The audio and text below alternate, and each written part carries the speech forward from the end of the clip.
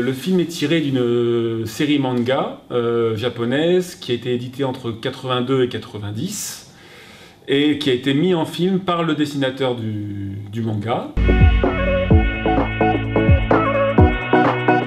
Je viens vous présenter un film d'animation japonais qui s'appelle Akira.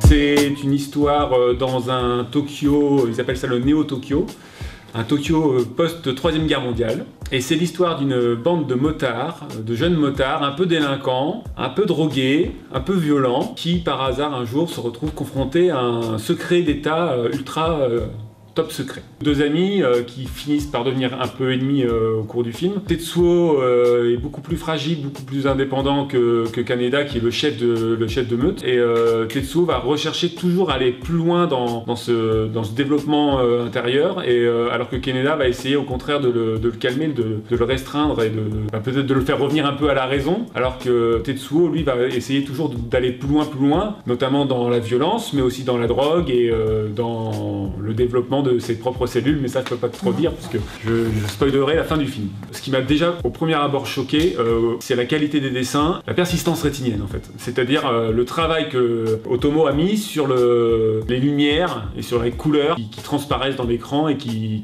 perlent comme ça au fur et à mesure du passage des motos avec les phares dans la nuit. Tout ça c'est vraiment quelque chose qui a vraiment surpris, qui a vraiment révolutionné le dessin. Et les perspectives du dessin elles vont toujours avec une musique. Et la musique, c'est une musique traditionnelle japonaise avec des énormes tambours qui est hyper impressionnante et qui est toujours à des moments stratégiques du film où on voit des énormes perspectives du Néo-Tokyo avec des grands paysages, avec le trou de la bombe atomique. Akira, c'est le manga version on a fait un film, on va aller plus loin. On est vraiment dans quelque chose d'hyper construit, d'hyper recherché. C'est un film de 1988 et il n'a absolument pas vieilli.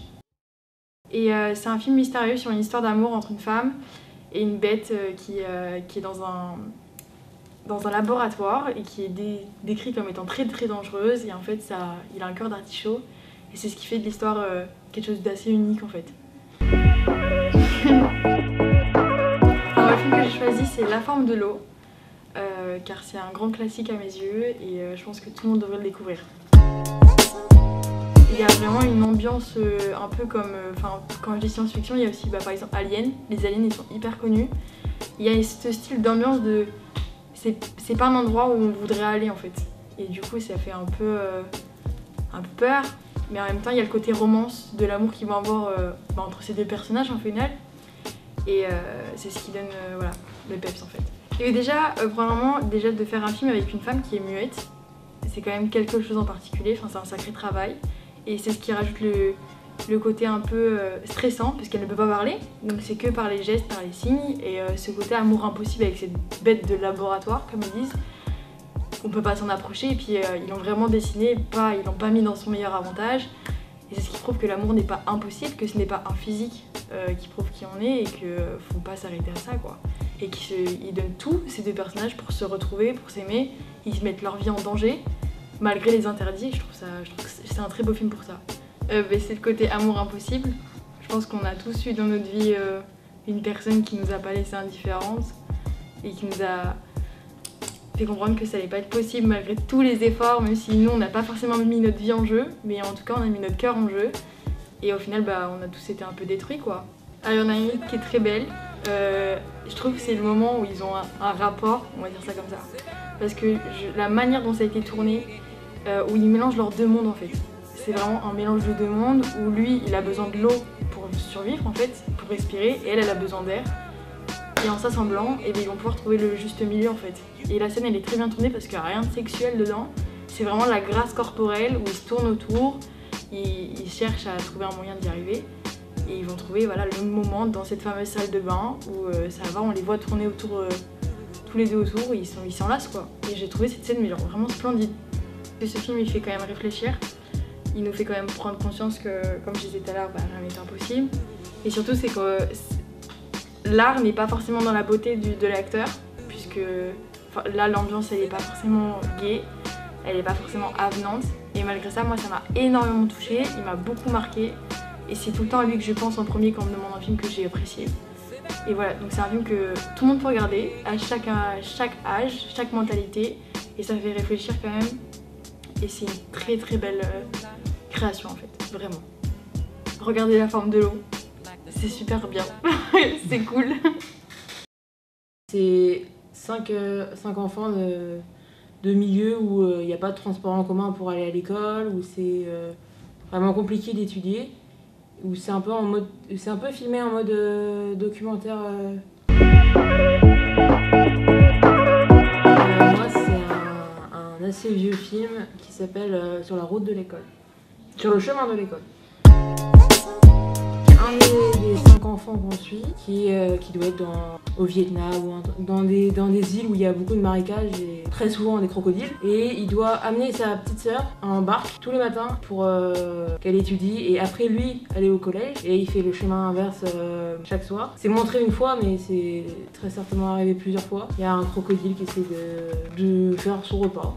On va dire ça comme ça. Ça représente vachement à quel point on peut se plaindre d'un rien quand on n'a pas la distance de la sécurité qu'on a ici. Bah, en fait, ça te donne une conscience de, même si les cours ça t'intéresse pas, juste le fait d'y aller, c'est déjà une énorme chance. Je pense que Sur le chemin de l'école, c'est un film qu'on peut même, je pense, facilement trouver sur YouTube, même des extraits, tout ça. Et oui, ça doit facilement être trouvable sur Internet.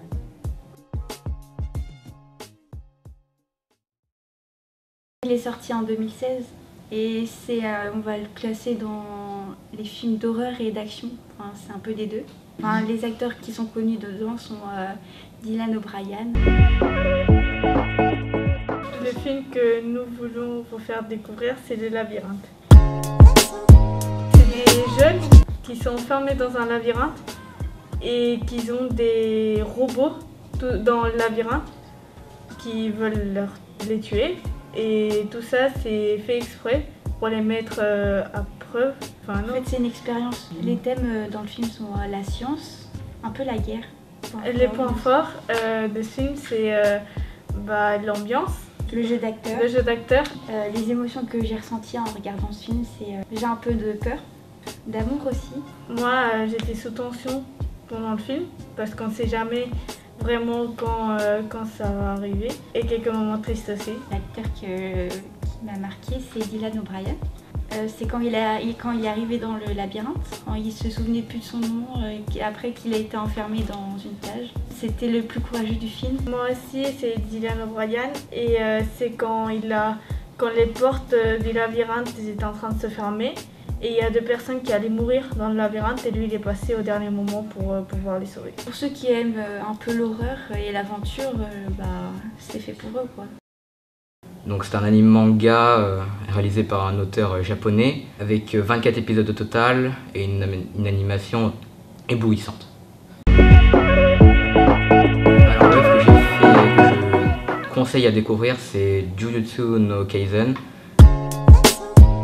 Alors ça a été développé en manga et après c'est apparu en animé plus tard. On peut classer dans l'aventure et dans l'action car il y a beaucoup de combats. Il y a un peu d'aventure car ils vont dans des endroits assez vastes, des forêts, des villes aussi. Ils vont combattre des ennemis, donc oui je dirais que c'est aventure et action. Univers fantastique, parce que ça prend beaucoup sur l'esprit. Alors c'est un animé aussi school life et shonen. Alors c'est un jeune lycéen de 15 ans qui s'appelle Itadori. Il est dans un lycée tout à fait banal et c'est qu'en fait il fait partie d'un club d'occulte avec ses amis. Ce club d'occulte a pour but de présenter tout ce qui est science-fiction. Et un jour, en gros, ses amis vont dans une maison hantée pour récupérer une sorte de talisman. Et dans ce talisman-là, en fait, il y a une partie d'un fléau, donc une sorte de démon. Donc Itadori va devoir l'ingérer pour acquérir un pouvoir. Donc en gros, il va se faire consumer, entre guillemets, par le fléau. Et en gros, il va suivre un combat entre les petits fléaux et Itadori. Et ensuite, ce qui va se passer, c'est qu'il y aura des exorcistes, donc ceux-là qui sont faits pour combattre les fléaux, qui vont venir et qui vont entre guillemets lui dire de rejoindre ce métier pour qu'il puisse combattre les fléaux et qu'il puisse devenir un très bon exorciste. L'animation est vraiment splendide. Pour certains combats, c'est éblouissant, il y a vraiment un détail presque parfait pour certaines actions. Et c'est pour ça que j'ai vraiment adoré l'univers, parce que ça touche pas vraiment à la vraie vie, mais c'est vraiment irréel. Donc c'est pour ça que j'aime bien aussi, parce que j'aime tout ce qui est science-fiction. Comme émotion, il y a la frustration, parce qu'il y a des moments, il y a des combats où le personnage principal perd. Il y a aussi la bonne humeur, parce qu'il y a des moments, il y a une scène où ça me fait très rire. Alors la scène marquante dont je vais parler, c'est une scène spécifique où le personnage secondaire est une fille et fait une action éblouissante, c'est-à-dire que Au début du manga, beaucoup de gens disaient qu'elle servait à rien, qu'elle faisait que juste regarder. Mais quand on voit cette scène vers la fin, moi ça m'a fait penser le contraire. Parce que déjà, elle va beaucoup aider le personnage principal. Et aussi, avec l'animation splendide que j'ai dit, ça rend vraiment cette action-là palpitante. Et moi ça m'a fait sourire quand j'ai vu ça, parce que ça m'a redonné vraiment envie de continuer à regarder le manga, parce que c'est trop beau. Donc aussi, il y a un deuxième combat que j'ai bien aimé, c'est Todo et Yoji contre le démon de classe S, parce que au début, Yoji il est pas très fort, il a que 20% de sa puissance, mais grâce à Todo, il va vraiment devenir beaucoup plus fort. Et il va réussir à vaincre ce démon de classe S, alors qu'au début du combat, on croyait que c'était terminé. J'ai bien aimé ce combat aussi par rapport à l'animation, car ce démon a une particularité, c'est qu'il peut modifier la terre, entre guillemets, et les arbres. Donc on voit souvent des plans dans les airs, ça bouge, c'est dynamique, et j'ai vraiment adoré aussi ce combat.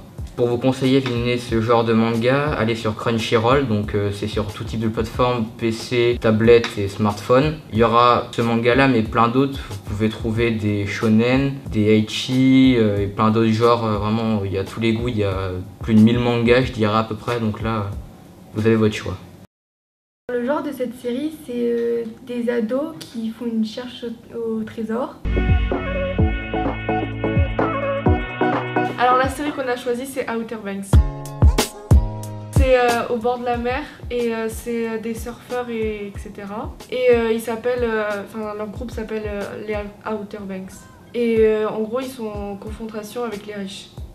Alors la série n'est pas finie, il y aura encore une prochaine saison. Et peut-être encore d'autres. Là, il n'y en a qu'une seule sur Netflix. Comme thème, il y a l'amour, l'amitié aussi. Ce qui me plaît dans cette série, c'est l'histoire et l'ambiance qu'elle a. Elle est très good vibe un peu. Des fois, il y a un peu de stress par rapport à ce qui va se passer. Parfois, il y a de la peur en fonction de la scène. Et aussi, parfois, on est content pour les personnages, pour ce qui se passe. Il y a un personnage qui est important pour moi parce que c'est la fille. Et le garçon, ça se voit qu'ils s'attirent amoureusement, mais qu'on ne sait pas si ça va aboutir ou pas. On la conseille à des ados, des gens de notre âge, parce que ça raconte notre vie un peu, on se voit dans eux en fait.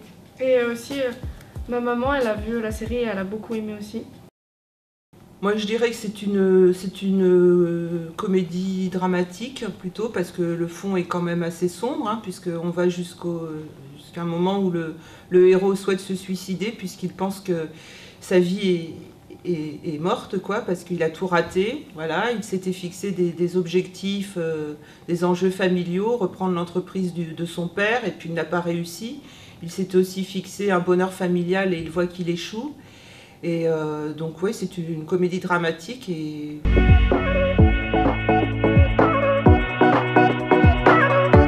Alors moi je suis venue conseiller La vie est belle de Frank Capra, réalisé en 1946 et sorti en 1948.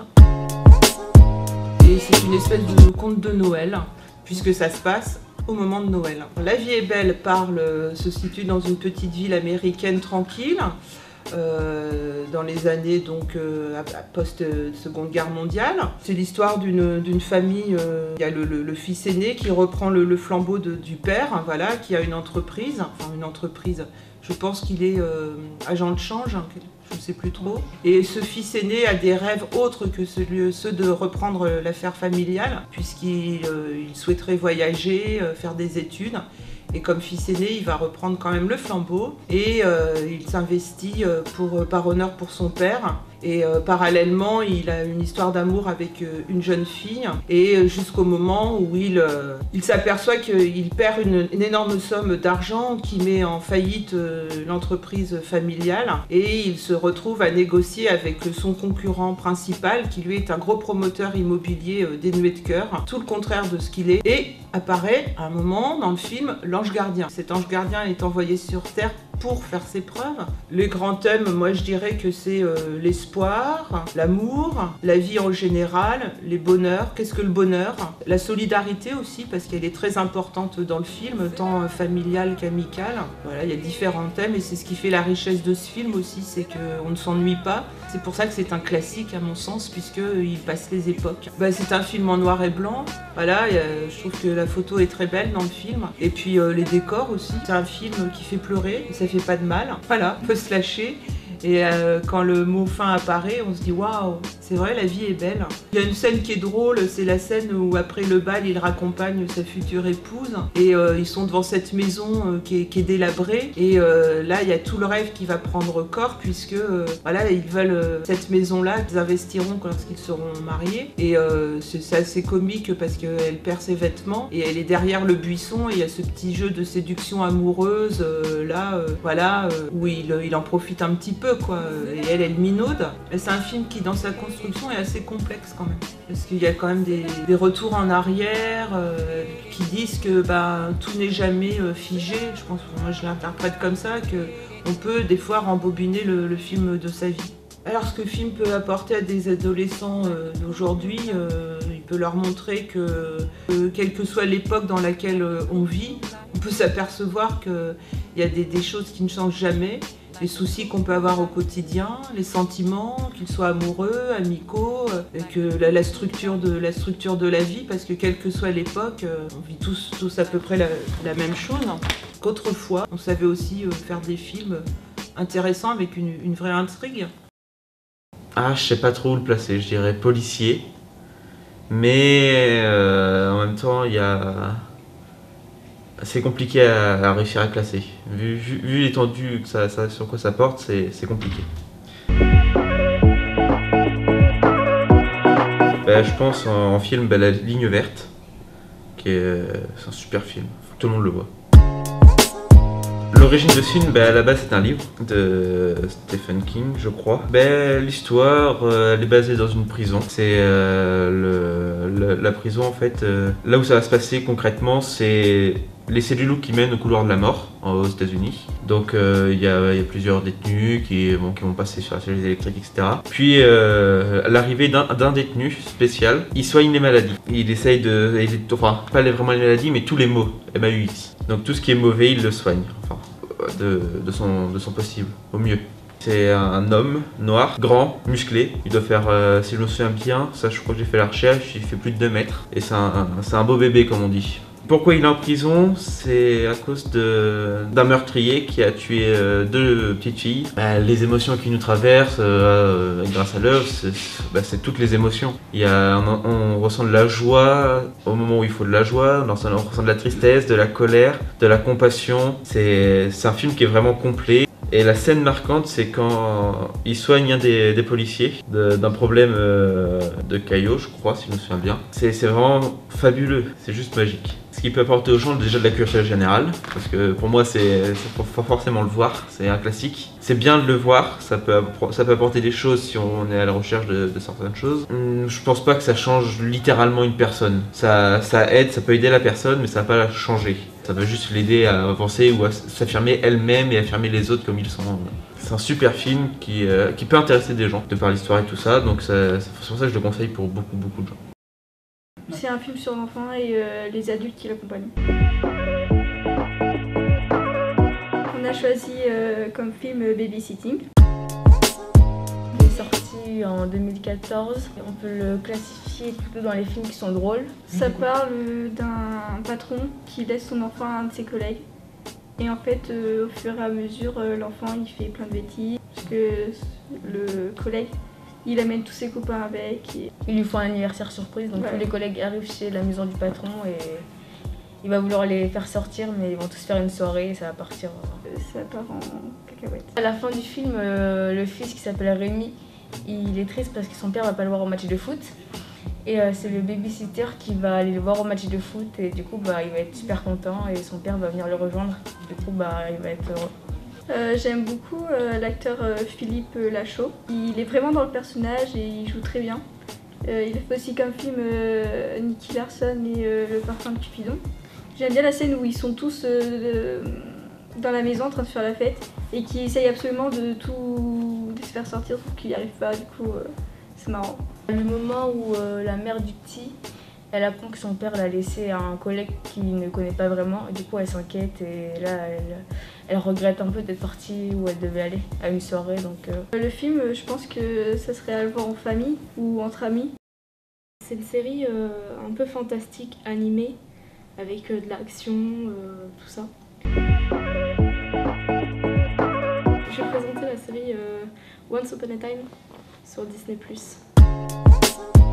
Ça parle de tous les contes de fées qui sont mélangés et on vit dans le monde, dans leur monde et dans notre monde en même temps. J'ai bien aimé cette série parce que c'est beaucoup esprit de famille, parce que ça parle autour d'une famille.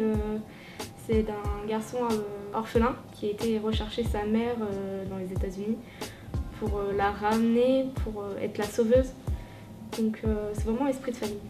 Les points forts de cette série, c'est qu'on retrouve vraiment tous les contes de fées.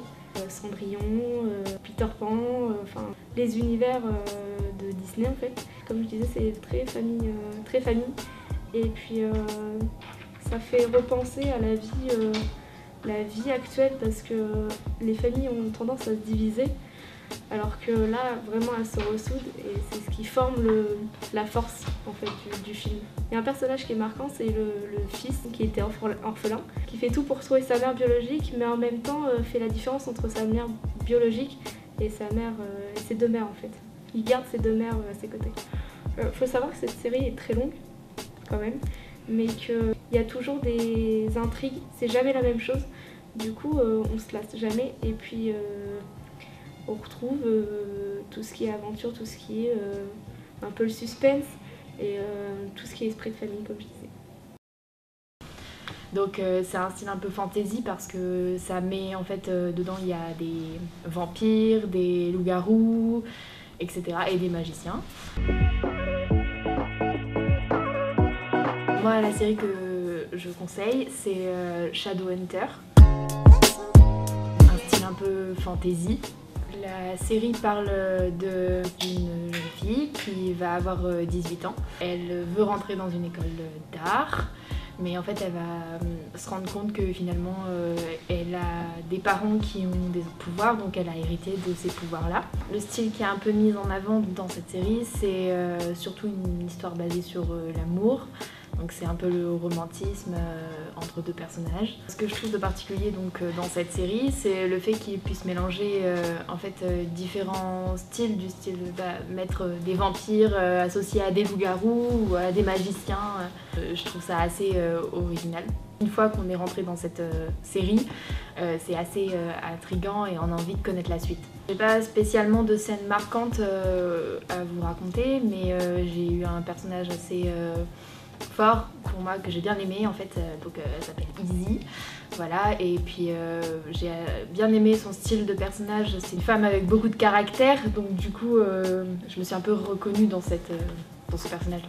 En regardant cette série, je pense que c'est plus en cherchant du divertissement qu'autre chose. Il n'y a pas vraiment de fond culturel ou quoi que ce soit, mais c'est plus pour éveiller son sens de l'imaginaire mais vraiment rester dans du divertissement, quoi. Alors c'est un film américain. L'acteur principal il a joué dans Fast and Furious, celui qui est mort. Le film que je vais présenter c'est Antarctica, prisonnier du froid, qui date de 2016. Et en fait, ça parle d'une personne qui vit en Antarctique et qui gère ses chiens de traîneau. Et en fait, il doit partir en Amérique pour des raisons personnelles. Et il va laisser ses chiens tout seuls. En fait, au fur et à mesure de l'histoire, on va voir les chiens, comment ils vont se comporter tout seuls. Et au final, on voit une belle aventure avec les chiens. Il y a des chiens qui malheureusement meurent dans l'histoire. Et après, vers la fin de l'histoire, il y a le maître des chiens qui va revenir. C'est un film que je classe genre émotion, un peu triste. Les points forts que je trouve dans le film, film, c'est l'aventure avec les chiens, parce que c'est quand même compliqué de filmer des animaux. Il y a un chien qui est marquant dans l'histoire, c'est le chien acteur principal, on va dire. Et en fait, genre à un moment, il va sauver quelqu'un dans l'histoire aussi, dans la glace et tout, et c'est grave bien. La scène qui m'a marquée, c'était à la fin, il y a un animal, un phoque, je crois, un gros animal qui vit dans l'eau. Et à un moment, genre il surgit et il mord la patte du chien. Et du coup, genre c'est triste dans l'histoire parce que c'est le chien principal en fait. Bah, je conseille car c'est un film très émouvant du coup déjà. Et ça raconte une belle histoire, en plus c'est tiré d'une histoire vraie. C'est une histoire qui se passe à l'âge de pierre. Alors le film que je conseille absolument de voir, c'est où Pierre et Pierre sont sur une enquête parce qu'il y a Pierre qui a été tué. Vu que c'est à l'âge de Pierre, ils ont eu l'idée de nommer toutes les personnes Pierre. Pierre ? Présente. Pierre ? Présente. Ah. Pierre ? Présent. Pierre ? Et du coup, il y a une dame qui s'est fait tuer et du coup, il désigne deux personnes, les deux personnages principaux, de mener l'enquête pour retrouver le tueur. Tous les soirs, il y a quelqu'un qui passe dans les rues en criant il va bientôt faire noir. Et le fait que tout le monde lui gueule dessus, ta gueule. Ça va être tout noir. Ta gueule. Ça va être tout noir. Ta gueule. Ça va être tout noir. Ta gueule. Il n'y a pas vraiment de scènes marquantes dans le film, vu que toutes les scènes en soi, elles sont un peu pareilles, elles sont tout le temps... Enfin, le film est drôle tout le long. Je pense que c'est plus un humour pour les enfants, enfin un bon enfant. En soi, c'est un film qui peut être vu par toute la famille. Ce serait bien qu'il y en ait de temps en temps des films comme ça. Il y en a une qui est au Japon. Elle arrive en fait, elle est très forte en baston. Et quand il y en a un qui a un problème, du coup elle arrive à l'aider. Donc la série que j'ai choisi de présenter, elle s'appelle Sens 8. En fait, il y a 8 personnes qui sont dans chaque pays différent. Ils commencent à avoir des visions en fait d'eux-mêmes. Par exemple, il y en a un, il commence à se brosser les dents. Puis là, il commence à voir l'autre qui est en Afrique, alors que lui, il est à Londres. Du coup, il se demande ce qui se passe. Et à force, ils vont faire que se voir. Et ils vont commencer à s'entraider parce qu'ils ont des capacités en fait. Les acteurs, ils sont très très bons. Il y a des moments qui sont vraiment drôles en plus. Le scénario est bien je trouve.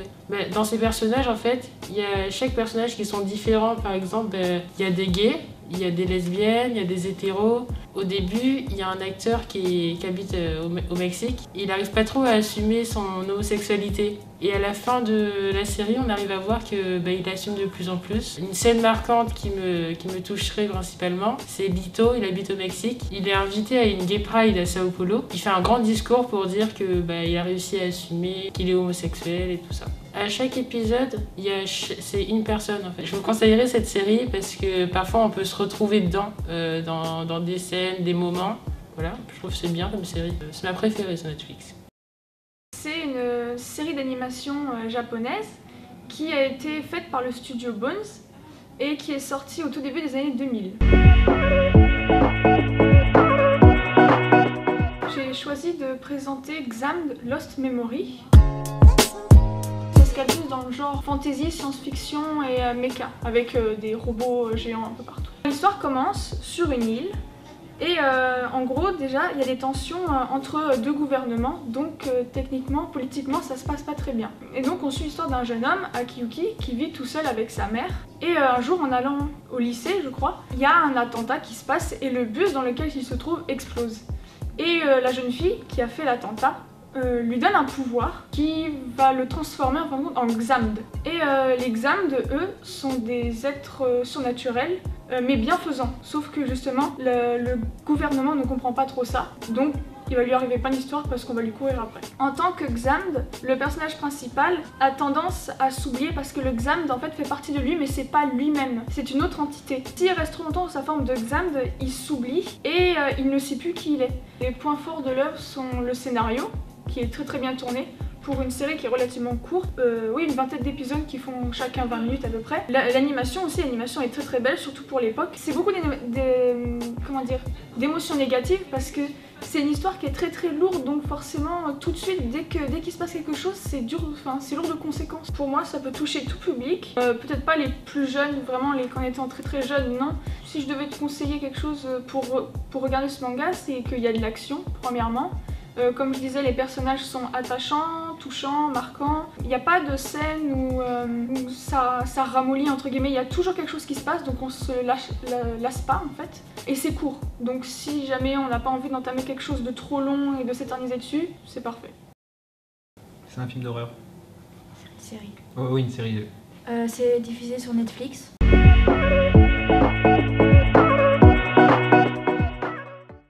C'est une série, ça s'appelle The Haunting of Hill House. C'est une famille avec 5 enfants, donc 3 filles et 2 garçons, où on les voit jeunes et après plus âgés. L'histoire, elle se défile en sorte de flashback. On voit des extraits du début. En fait, au départ, on comprend rien, et c'est qu'après qu'on comprend. En fait, la maison, elle est hantée, et du coup, elle veut que les personnes qui vivent y restent. Et du coup, quand les personnages vont partir, la maison, entre guillemets, va tout faire pour qu'ils reviennent. Ce qui est bien dans cette histoire, c'est que ça ne se concentre pas que sur les personnages principaux. Ça regroupe un peu tout le monde. Et moi, ce que j'aime bien aussi, c'est l'intrigue. Il y a beaucoup d'intrigue dedans. Les émotions, quand on regarde cette série, c'est qu'on est angoissé. Parce que, ça fait un peu peur.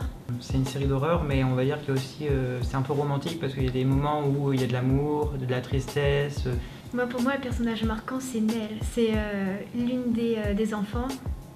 C'est vraiment marquant son histoire, moi j'aime beaucoup. Il se passe des trucs dans la maison et chacun a son propre problème à l'intérieur. Et c'est surtout le sien, moi, qui m'a marqué, surtout après avoir les révélations. Le personnage qui m'a un peu marqué, c'est Luc, donc le frère jumeau de Nell. Il est drogué et c'est quelqu'un du coup qu'on ne voit pas forcément croire. Le fait qu'on ne le croive pas, c'est un peu frustrant. On sait nous qu'il a raison et puis même il est attachant parce qu'il essaye de bien faire aussi d'un côté, sauf que on le rabâche toujours que c'est entre guillemets que c'est quelqu'un qui ne sert à rien et qui devrait se faire soigner plutôt de faire penser des choses horribles aux autres. Alors ce film c'est une fiction historique, donc c'est en fait un film qui parle d'une chose qui est vraiment passée dans la vraie vie.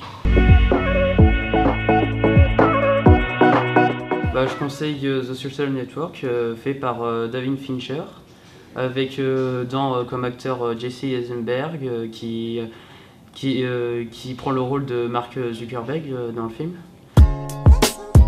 Ce film parle de la vie de Mark Zuckerberg quand il est en 2003, ça commence. Mark Zuckerberg est à l'université d'Harvard. Il vient de se faire plaquer par sa copine. Et donc pour se venger, il crée un site qui permet de juger des trombinoscopes.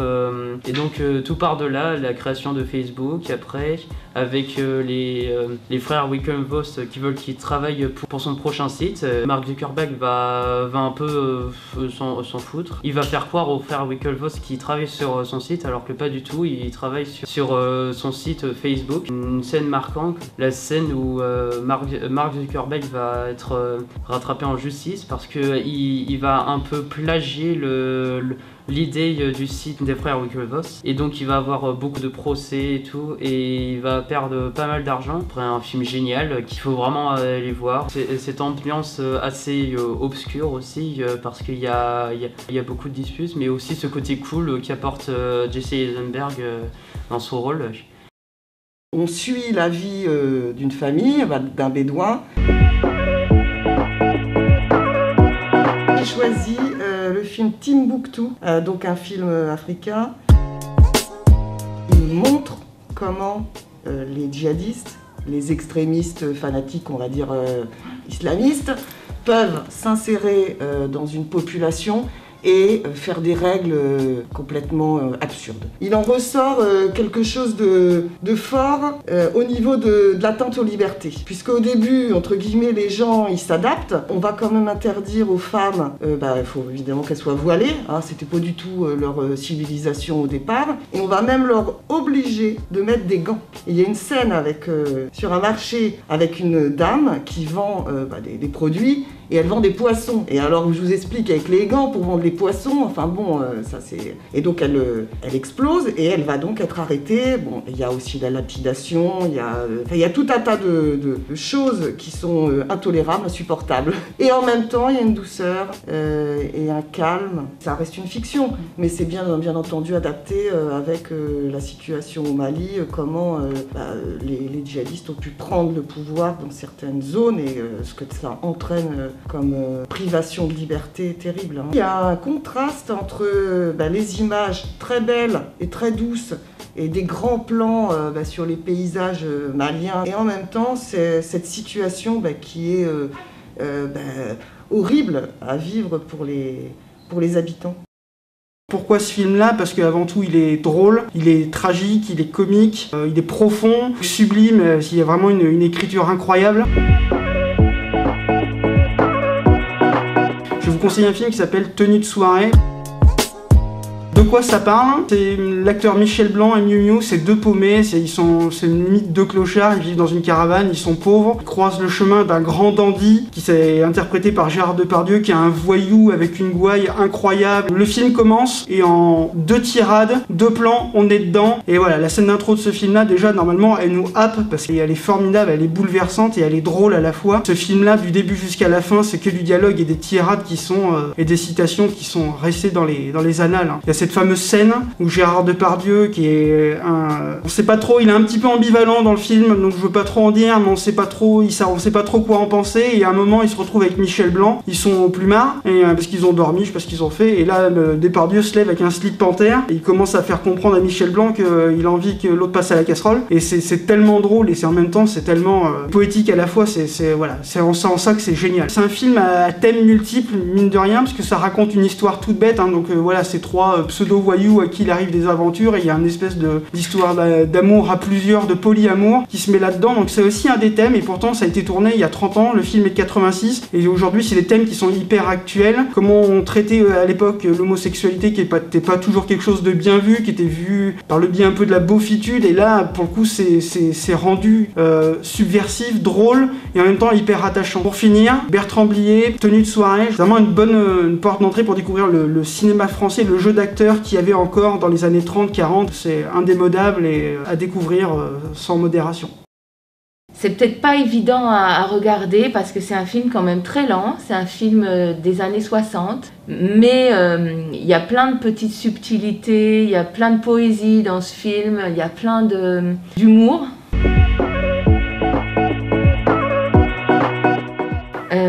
Moi j'avais pensé au film de Jacques Tati, Mon oncle, parce que je pense que c'est un grand classique.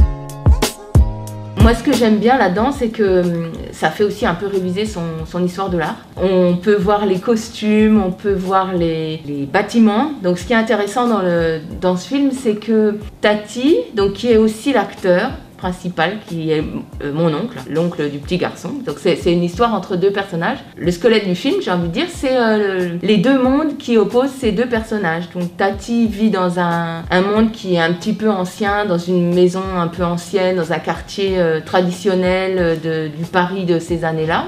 Paris après-guerre. Et par contre, le petit garçon habite avec ses parents une maison moderne où il y a tout le confort moderne. Donc c'est en fait l'arrivée de l'électroménager, de la société de consommation. Donc il y a ces deux, c'est bien partagé en fait. On voit bien dans le film à la fois le monde ancien, un petit peu campagnard, les petits artisans, et le monde très policé du monde d'après, disons, de la société de consommation qu'on connaît aujourd'hui, avec des appareils qui sont parfois un peu inutiles. Et finalement, on a entre les deux le gadget, le tape à l'œil, donc de la vie du petit garçon, l'ennui aussi, parce qu'on voit bien que le petit garçon il s'ennuie, et puis de l'autre côté, la vie de l'oncle, une vie beaucoup plus poétique, plus rigolote, avec des imprévus, avec des choses imparfaites. Ce film, si vous avez l'occasion de le regarder, ne vous impatientez pas, j'ai envie de dire, restez ouverts et curieux. C'est comme je vous disais, c'est assez lent, mais retrouvez un cœur d'enfant un peu et essayez de le regarder sans a priori, mais c'est un film que j'aime beaucoup. C'est une série assez connue de Netflix. C'est une série avec beaucoup d'horreur. The American Stories. The American Horror Stories. C'est des légendes urbaines et les acteurs sont incroyables. C'est vraiment incroyable, les histoires aussi sont super bien racontées. Parce que quand on regarde maintenant dans les actualités de comment ça s'est passé au niveau de ces légendes-là, on retrouve vraiment ce qui s'est passé dans la série en fait, et c'est ça qui est cool. Du coup on se met à fond dans la série et c'est vraiment bien. Parce que du coup on se lasse pas et c'est génial. Je connais pas vraiment le nom de la légende, mais c'est une dame en Nouvelle-Orléans qui a eu beaucoup de conquêtes. Et au fur et à mesure en fait, elle allait d'homme en homme. Sauf que ces hommes en fait on les retrouvait plus après parce qu'en fait elle prenait leur sang. Et elle avait aussi beaucoup d'esclaves qu'elle torturait. Et elle prenait du sang en fait, elle prenait des bains de sang. Moi en fait faut savoir un truc, c'est que j'ai une grande peur des cirques. Et il y a eu franchement une saison qui a été vraiment portée sur le cirque. Et c'est la saison qui m'a vraiment marquée parce que il y avait deux jumeaux assez spéciaux, une femme à barbe, ils appelaient ça les monstres, mais c'est des gens atypiques qui n'étaient pas acceptés par la société. Et il y a eu une histoire de politique derrière et tout, et c'était génial. Des légendes, de l'horreur, un peu du suspense qui se lasse pas. Elle est parfaite. Elle est parfaite. C'est basé sur un roman de Michael Blake qui est sorti en 1988 je crois, et le film est une adaptation très fidèle. Le en majuscule film que je conseille à tout le monde de voir, pas seulement les élèves, tout le monde, n'importe qui, c'est Danse avec les loups. C'est le dernier western en fait, ça signe la fin du western au sens où on l'entend avec les grands espaces. Ça parle d'un lieutenant américain pendant la guerre de sécession du côté nordiste qui s'appelle John Dunbar, qui est blessé gravement. Il est censé être amputé de la jambe, mais finalement par un acte héroïque au début du film, il veut se suicider, ça se transforme en acte héroïque. Le général qui arrive on sait pas où, lui sauve la jambe en fait, lui fait sauver la jambe par son chirurgien, et le lieutenant John Dunbar choisit son affectation. Et il veut être affecté sur la frontière. La frontière au sens historique, c'est la frontière entre les territoires blancs déjà colonisés, les territoires qu'on qualifiait de sauvages à l'époque, qui étaient habités par les tribus indiennes. Et il veut voir la frontière avant qu'elle ait disparu. Et donc du coup, il va habiter un fort qui est perdu dans les grandes plaines, et il va rencontrer une tribu de Sioux. Dans le roman d'origine, c'est des Comanches, mais peu importe. Et il va découvrir leur mode de vie, il va devenir un des leurs jusqu'à être considéré comme un traître par les Blancs, par les soldats notamment, qui sont censés exterminer les Indiens des plaines pendant les guerres indiennes. Donc il va partir en exil après avec celle qu'il aura épousée. En 1990, comme je disais, le western est tombé en désuétude, on est plus sur les super-héros genre Terminator,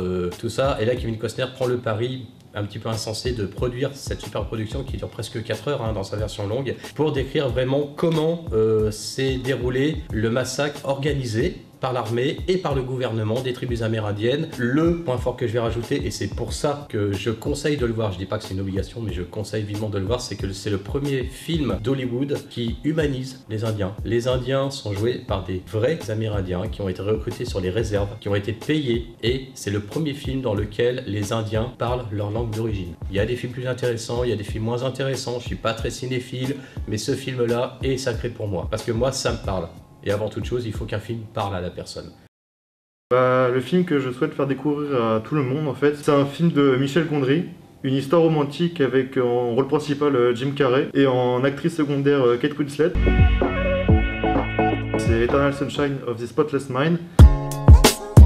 Je considère ce film comme un chef-d'œuvre et pour moi aucun film romantique a réussi à égaler celui-là depuis ce jour-là. Il est sorti en 2003, c'est un film quand même qui peut paraître vieux parce qu'à l'heure actuelle il a quand même 17 ans et on a pour certaines personnes distance ça fait un vieux film alors que moi je trouve pas trop. Moi je trouve que c'est vraiment un film incroyable.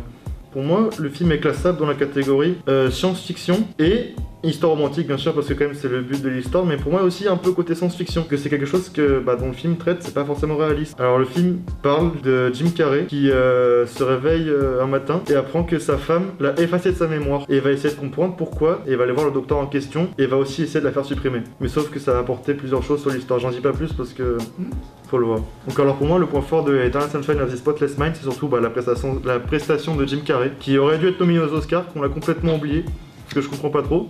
et surtout le thème du film de John Bryan qui est époustouflant et aucune bande originale d'un film m'a autant marqué que celle d'Eternal Sunshine of the Spotless Mind. Beaucoup de gens ont bien dit quand même que c'était le thème musical du film qui avait quelque chose en plus comparé à certains films qu'on peut voir actuellement. Pour moi, les personnages sont marquants parce que déjà Jim Carrey dans un rôle romantique, c'est un peu impressionnant. Quand même, le mec, on nous dit, il a fait The Mask, il a fait The Truman Show, qui sont pas forcément des films dramatiques et romantiques, et il nous sort une prestation comme ça, là, il fait pas le con, il nous fait pas des grimaces mauvaises, il est très neutre. Et je trouve ça incroyable que le mec, il arrive à switcher d'un mec humoristique à un rôle dramatique très profond. Et Kate Winslet aussi, qui est vraiment une superbe actrice dans ce film-là, qui arrive bien à se démarquer aussi de son rôle de Titanic. La scène finale sur la plage avec le lit, j'en dirai pas plus. C'est marquant, on sait quand on a vu le film, le début du film, on sait pourquoi cette scène est marquante et pourquoi avec cette musique-là aussi. Quand on regarde ce film-là, ça propose pas forcément tous les points positifs d'un couple. Parce que le film explique en fait, déjà si la personne a décidé d'effacer la mémoire, c'est qu'il y a une raison. Et on va comprendre au fur et à mesure du film qu'en fait les certains défauts d'un couple peuvent faire certains atouts sur le couple. Et on comprend qu'un couple c'est pas forcément une relation parfaite comme on le vit et qu'il faut vivre avec ces choses-là. Et je trouve que ça apporte les personnes qui sont en couple peuvent apprendre certaines choses sur le film, dire ah tiens, ce défaut qu'on a en commun, on peut peut-être en faire une qualité ou quelque chose comme ça. J'ai envie que les gens le voient, c'est un film que pour moi c'est un film qu'on doit voir au moins voir une fois dans sa vie. Si les gens ne pleurent pas à la fin de ce film, vous n'avez pas de cœur. C'est tout ce que je peux dire.